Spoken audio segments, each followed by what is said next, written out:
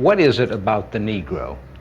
I mean, every other group that came as an immigrant somehow, not easily, but somehow got around it. Is it just the fact that Negroes are black? White America must see that no other ethnic group has been a slave on American soil.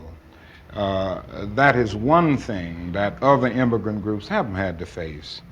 The other thing is that the color became a stigma. American society made the Negro's color a stigma. America freed the slaves in 1863 through the Emancipation Proclamation of Abraham Lincoln, but gave the slaves no land or nothing in reality, and as a matter of fact, to get started on. At the same time, America was giving away millions of acres of land in the West and the Midwest, which meant that there was a willingness to give the white peasants from Europe an economic base.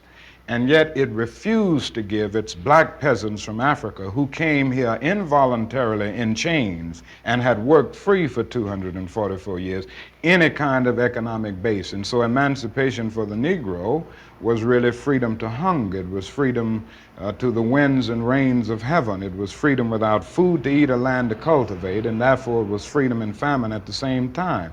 And when white Americans tell the Negro to lift himself by his own bootstraps, they don't look over the legacy of slavery and segregation. I believe we ought to do all we can and seek to lift ourselves by our own bootstraps, but it's a cruel jest to say to a bootless man that he ought to lift himself by his own bootstraps. And many Negroes, by the thousands and millions, have been left bootless as a result of all of these years of oppression and as a result of a society that deliberately made his color a stigma and something worthless and degrading.